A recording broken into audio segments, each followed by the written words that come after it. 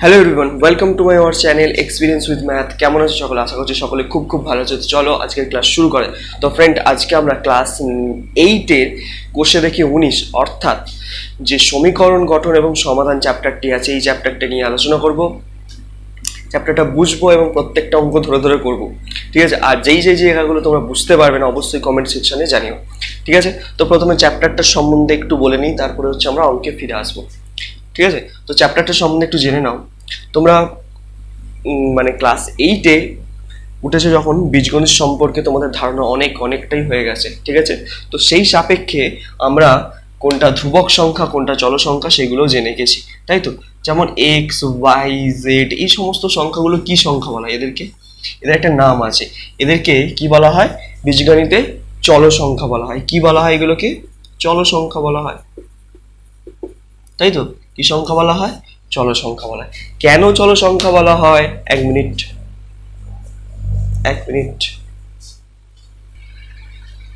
চল, যাই হোক। তো এগুলোকে কেন চল সংখ্যা বলা হয় তোমাদের জানো নিশ্চয়ই। এগুলোকে চল সংখ্যা বলার কারণটা কি?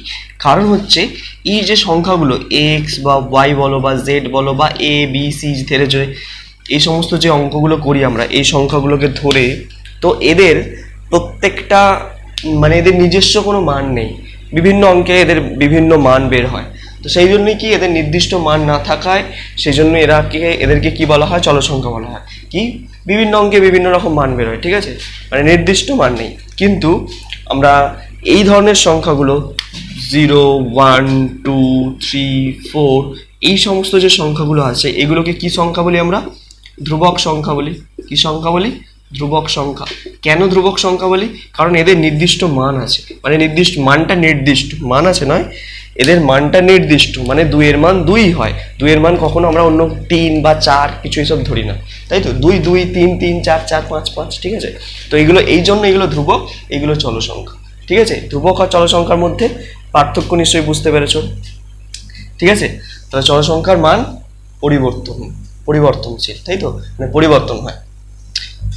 আচ্ছা, এবার দেখো যে আমরা এরকম ধরনের কিছু পদ 3x, 2x, 5x এরকম ধরনের কিছু পদ সম্বন্ধে জেনেছি। মানে এদের মধ্যে সম্পর্ক কি? 3 এর সঙ্গে x এর সম্পর্ক কি? গুণ আছে। 3 আর x গুণ হয়ে 3x হয়েছে। 2 এর সঙ্গে গুণ আছে, 5 এর সঙ্গে x গুণ আছে। তো এগুলো গুণের সম্পর্ক, ঠিক আছে? তো এরকম গুণ আকারে আছে। আচ্ছা, এবার ভালো করে দেখো, আমি যে এই সংখ্যাটা লিখলাম 3x, ভালো করে দেখো 3x এর মাথায় কিছু নেই, মানে পাওয়ার কত আছে? 1 আছে, তাই তো? তো মাথায় পাওয়ারটা কত? 1। তো এটাকে আমরা কি বলি? ঘাত বলি। কি x এর ঘাত হচ্ছে 1। আর সাইডে যেটা আছে সেটাকে কি বলি? সহগ বলি, তাই তো? কি বলি? সহগ বলি। বুঝতে পেরেছো? এগুলো বলি। আচ্ছা, এটা বোঝা গেল। এবার ধরো আমি একটা কাজ করব, যে সমীকরণ কিভাবে তৈরি করব দেখাচ্ছি তোমাদেরকে। সমীকরণ আমরা কিভাবে তৈরি করব? যখন এরকম কোনো পদকে কি করব, কোনো সংখ্যার সঙ্গে বা কোনো পদের সঙ্গে সমান করে দেব, তখনই হয়ে যাবে সেটি একটি সমীকরণ। কিরকম সমীকরণ তৈরি হবে? একটি রৈখিক সমীকরণ, ঠিক আছে? কি সমীকরণ? রৈখিক সমীকরণ। কেন রৈখিক সমীকরণ বলছি? ভালো করে বোঝাবো, ভালো করে বোঝো এখানটা। তো এটাকে আমরা কি বলছি? একটি রৈখিক সমীকরণ। কি সমীকরণ? রৈখিক সমীকরণ, ঠিক আছে? এটা একটি রৈখিক সমীকরণ, বা বলতে পারো একচল, বা আর একটা কথা বলতে পারো একচল একঘাত বিশিষ্ট সমীকরণ। বিশিষ্ট সমীকরণ, সমীকরণ, ঠিক আছে? কয় হস্যই না দীর্ঘই আছে? দীর্ঘই আছে, অবশ্যই আছে। যাই হোক, তো তাহলে কি এটা হচ্ছে কি একটা একচল একঘাত বিশিষ্ট সমীকরণ। এরকম নামকরণ হওয়ার পিছনে কারণ কি দেখো, ভালো করে বুঝবে। এইখানে যে আমি সমীকরণটা লিখেছি, মানে এটা 3x সমান 2, এই সমীকরণটায় দেখো যে চল সংখ্যাটা আছে একটাই মাত্র চল সংখ্যা আছে, মানে চল সংখ্যাটা কি এক্সই আছে, এক্স ছাড়া অন্য কোনো চল সংখ্যা নেই, ওয়াই নেই, জেড নেই, বা এ নেই, বি নেই, অন্য কোনো চল সংখ্যা নেই, শুধুমাত্র একটাই চল সংখ্যা আছে, মানে একটাই এক্সই আছে, এক্স ছাড়া অন্য কোনো চল সংখ্যা নেই, সেই জন্য এটার নাম হয়েছে একচল। এবার একঘাত কেন বলছি, কারণ দেখো এইখানে যে এক্সটা লিখেছে এইমাত্র দেখালাম কি এর পাওয়ার কত, ওয়ান, কত, ওয়ান পাওয়ার, ইংরেজিতে পাওয়ার, বাংলায় আমরা বলি ঘাত। তো তাহলে একটাই ঘাত, সেই জন্যই কি নাম হয়ে গেছে একচল একঘাত বিশিষ্ট একটি সমীকরণ, ঠিক আছে, বা আর একটা নাম বলা হয় এটাকে রৈখিক সমীকরণও বলা হয়, ঠিক আছে, একই নাম, ভালো নাম ডাক নাম, এরকম একটা ব্যাপার। তাহলে এই যে সমীকরণটা আমরা পেলাম, তো এই সমীকরণের একটি মাত্র বীজ থাকবে। বীজ আবার কি জিনিস, বীজ মানে হচ্ছে দেখো এই সমীকরণটা যেটা লিখলাম, মানে 3x প্লাস 3x সমান 2, এই সমীকরণে x এর এমন একটা মান হবে, x এর কি এমন একটা মান হবে, এমন একটা মান হবে যেই মানটা এই সমীকরণটাকে কি করবে, সিদ্ধ করবে, কি করবে, সিদ্ধ করবে, সিদ্ধ করবে, সিদ্ধ মানে স্যাটিসফাই করবে, মানে স্যার বুঝলাম না ভাষাটা কি, আমি এক্স এর এমন একটা মান বসাবো এখানে এক্স এর জায়গায়, মানে ডান দিক, এই বাম দিক আর ডান দিক যাতে সমান হয়ে যায়, কি হয়ে যায়, সমান হয়ে যায়, তো সেই এক্স এর মানটাই হচ্ছে কি, কি বললাম, বীজ, এই সমীকরণটার কি হবে, বীজ বা সমাধান। তো এখানে একটাই মাত্র বীজ বেরোবে এই সমীকরণে, মানে এই সমীকরণ নয়, যে কোনো একচল একঘাত বিশিষ্ট সমীকরণে কি হবে, একটাই মাত্র বীজ বা সমাধান হয়, বীজ বা সমাধান জিনিসটা একই জিনিস, ঠিক আছে। তাহলে এখানে কটা সমীকরণ বা কটা সমাধান বা বীজ পাবে তোমরা, একটাই পাবে, কারণ কি একটাই ঘাত আছে, যে যত মানে যে সমীকরণে চলসংখ্যার ঘাত যত হবে তার বীজ তত হয়, ঠিক আছে। যেহেতু এখানে হচ্ছে কি এটা আমাদের একচল একঘাত বিশিষ্ট সমীকরণ, একঘাত বিশিষ্ট সমীকরণ, তাই জন্য এর বীজ কত হবে, বীজ বা সমাধান কত হবে, সমাধান কটা হবে, একটিই হবে, ঠিক আছে। তো সেই বীজ বা সমাধান কি করে বার করব সেটাই এবার হচ্ছে আমরা শিখব, ঠিক আছে। তো এইখান পর্যন্ত থিওরি পার্টটা তোমাদের বোঝা গেছে কিনা দেখো। তো সমীকরণ কি জিনিস বললাম তোমাদের, এখানে একটা সমীকরণ কিভাবে তৈরি হয়েছে দেখালাম, এবার হচ্ছে সমীকরণের বীজ কি বা সমাধান কি ব্যাপারটা বললাম, ঠিক আছে। তো এবার আছে কি, যে এই সমীকরণকে সমাধান করব কিভাবে, মানে বীজ বার করব কিভাবে, বীজ বার করব কিভাবে, দেখো ভালো করে বুঝবে।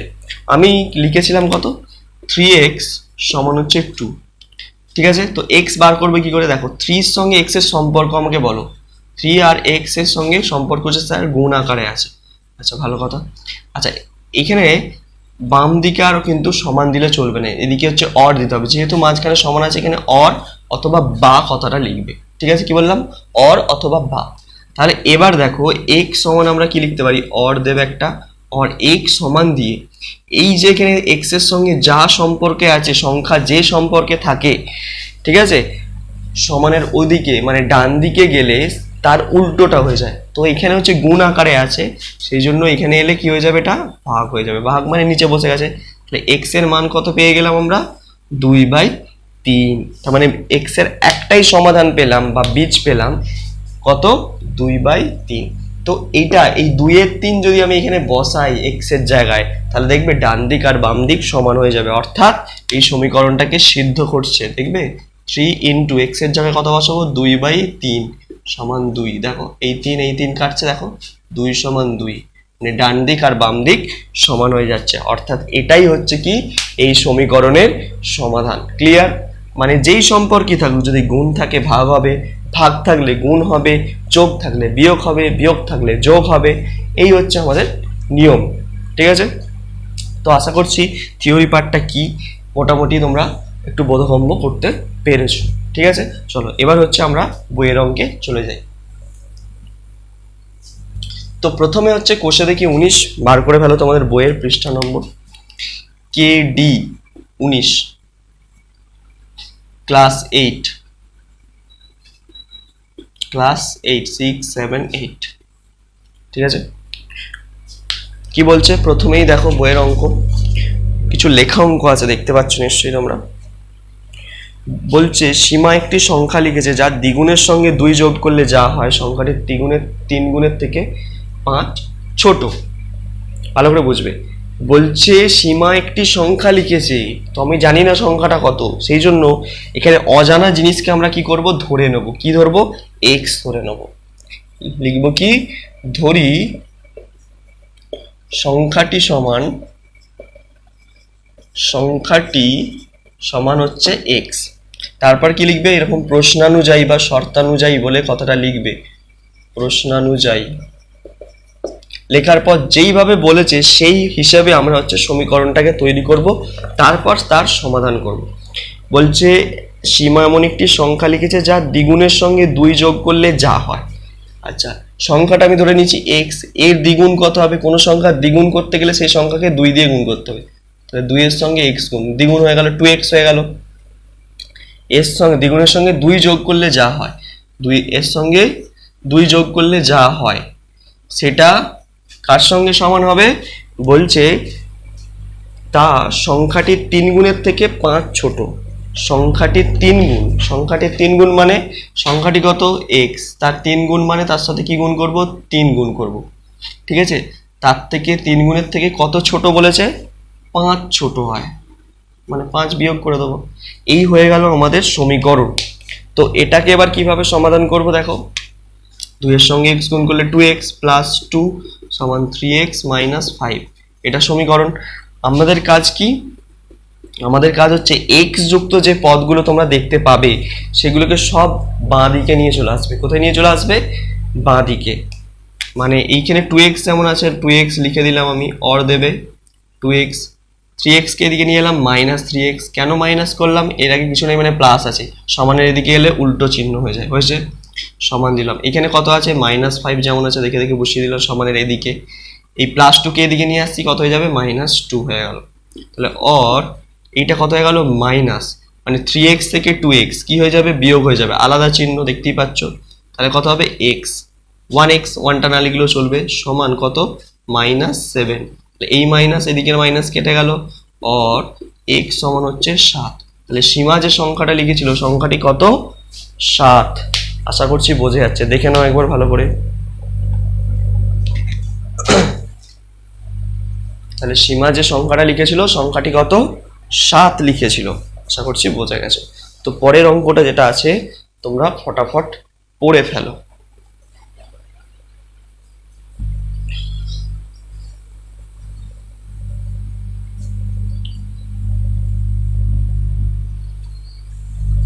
আচ্ছা, 2 এর অঙ্কটা দেখো। 2 এর অঙ্কটা কি বলছে, যে 3টি ক্রমিক সংখ্যা লিখি যাদের যোগফল থেকে 5 বিয়োগ করলে বিয়োগফলটি মাঝের সংখ্যার দ্বিগুণের চেয়ে 11 বেশি হবে। ক্রমিক সংখ্যা 3টি লিখি। ক্রমিক সংখ্যা মানে পরপর সংখ্যা। কি বললাম? ক্রমিক সংখ্যা মানে পরপর সংখ্যা।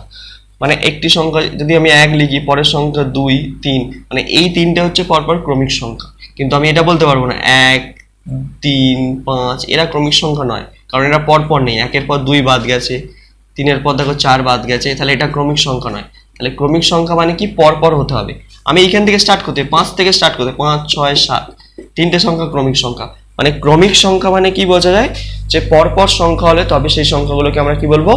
ক্রমিক সংখ্যা বলবো। ঠিক আছে, তো সেই রকম ক্রমিক সংখ্যা হচ্ছে 3টে আছে, এরকম বলছে। তাদের যোগফল থেকে কি বলছে? 5 বিয়োগ করলে বিয়োগফলটির মাঝের সংখ্যার দ্বিগুণের থেকে 11 বেশি হয়। তো আমি তো সংখ্যাটা জানি না সংখ্যাগুলো কত কত, তাহলে আমি একটা ধরে নিচ্ছি। প্রথম সংখ্যাটা ধরি, 2 এর অঙ্কটা, ধরি প্রথম সংখ্যাটি সমান x। ধরি প্রথম সংখ্যাটি সমান x, তাহলে দ্বিতীয় সংখ্যাটি কত হবে? দ্বিতীয় সংখ্যাটি তাহলে কত হবে? এই দেখো ভালো করে দেখো, প্রথমেরটা যদি ধরো আমি 1 ধরেছি, তারপরটা যদি 2, তারপরটা 3, এই তিনটে পরপর ক্রমিক সংখ্যা। তো 1-এর পর 2 কি করে আসছে? 1-এর সঙ্গে 1 যোগ করে 2 আসছে। তাহলে 3 কি করে আসছে? 2-এর সঙ্গে আবার 1 যোগ করে 3 আসছে। তার মানে এরা কি এক এক করে ঘর বেশি বেড়ে বেড়ে ক্রমিক সংখ্যা তৈরি হয়। ঠিক আছে, তাহলে প্রথমেরটা যদি x হয়, তারপরটা কত হবে? x প্লাস 1 হবে, তারপরটা কত হবে? x প্লাস 2 হবে। তাহলে তৃতীয় সংখ্যাটি কত হবে? তৃতীয় সংখ্যাটি হবে x প্লাস 2। ঠিক আছে, এক ঘর করে বাড়াবো, তাহলে এর সাথে এক ঘর বাড়ালে x প্লাস 2ই হয়। বোঝা গেল? তাহলে তিনটে ক্রমিক সংখ্যা আমি পেয়ে গেলাম, একটা এক্স, একটা x+1, একটা x+2। ঠিক আছে, এবার প্রশ্ন অনুযায়ী কি করব দেখো, এবার লেখো প্রশ্নানুযায়ী বলে, প্রশ্নানুযায়ী বুঝবে ভালো করে, যে তিনটে সংখ্যার যোগফল, তিনটে ক্রমিক সংখ্যা এটা এটা, তাহলে এদের যোগ করে দেবো প্রথমে, x+x+1 আর x+2, এদের যোগ করে দিয়েছি। তো এদের যোগফল থেকে কি বলে দিয়েছে আমাকে, 5 বিয়োগ করলে, 5 বিয়োগ করছি, যে বিয়োগফলটা হবে সেই বিয়োগফলটা কার সঙ্গে সমান হবে, মাঝের সংখ্যাটার দ্বিগুণের চেয়ে 11 বেশি হবে বলেছে। মাঝের সংখ্যা কোনটা আছে, মানে দ্বিতীয় সংখ্যাটা মাঝের সংখ্যা, এর দ্বিগুণ, মানে x+1 এর দ্বিগুণ, মানে এর সাথে 2 গুণ করে দাও। কি করে দেবো, 2 কে গুণ করে দেবো, তাহলে দ্বিগুণ হয়ে গেল। তার থেকে কত বেশি, 11 বেশি, সেই জন্য 11 আমরা যোগ করে দিলাম। ঠিক আছে, তো এই হয়ে গেল আমাদের সমীকরণ। এটাকে হচ্ছে আমাদের কি করতে হবে, সমাধান করতে হবে। কি করতে হবে, সমাধান করতে হবে। চলো সমাধান করা যাক। কি করে সমাধান করব, ফার্স্ট হচ্ছে এখানে ব্র্যাকেটগুলো সব ভেঙে দিচ্ছি। এক্স প্লাস সমান নয়, অর দেবে, x+x+1 প্লাস x+2, বাইরে -5 যেমন আছে রইলো। তাহলে x মানে কত হচ্ছে, 3x, তিনটে x যোগ করলে 3x, এখানে 1 প্লাস 2 প্লাস 3 -5 সমান এই দিকটা কত হচ্ছে, 2 এর সঙ্গে x গুণ করলে 2x প্লাস 2 প্লাস 11 হলো। অর 3x মাইনাস এই 5 থেকে 3 বাদ দিলে -2 হচ্ছে, বড় চিহ্ন বসে, সমান 2x প্লাস 11 2 13 হচ্ছে হলো। অর তাহলে 3x 2x কে এদিকে নিয়ে এলে -2x সমান 13, এদিকে গেলে +2, তাহলে x সমান তাহলে কত পাচ্ছি, আর x সমান তাহলে পাওয়া যাচ্ছে 15। x সমান কত পাওয়া যাচ্ছে, 15। 13 আর 2 15, এখানে 3x থেকে 2x বাদ দিলে x, তাহলে x সমান 15। মানে তিনটে সংখ্যা তাহলে কত কত পেয়ে গেলাম, x এর জায়গায় তাহলে বসাও 15, তারপর একটা কত হবে 15 প্লাস 1 মানে 16, তারপর একটা হবে কত 15 প্লাস 2 মানে 17। ঠিক আছে, 17। তাহলে তিনটে সংখ্যা আমরা পেয়ে গেলাম। তাহলে একটি প্রথম সংখ্যাটি কত, পরপর তিনটে ক্রমিক সংখ্যা আমরা পেয়ে গেলাম, একটা 15, একটা 16 আর একটা হচ্ছে 17। আশা করছি বোঝা যাচ্ছে অঙ্কটা। খুব শক্ত অঙ্ক নয় কিন্তু এই চ্যাপ্টারের, কিন্তু একটু বুঝে বুঝে তোমরা যদি করো তাহলে প্রত্যেকটা অঙ্কই খুব ইজি এবং মজার লাগবে। দেখে নাও, আশা করছি বোঝা যাচ্ছে। তাহলে এই গেল আমাদের 2 এর অঙ্ক। ঠিক আছে, তো আশা করছি চ্যাপ্টারটা বোঝা যাচ্ছে। তো আজকে আমি এই পর্যন্তই রাখছি। ঠিক আছে, নেক্সট ক্লাসে বাকি অঙ্কগুলো নিয়ে আলোচনা করব। ততদিন তোমরা মন দিয়ে পড়তে থাকো। All the very best.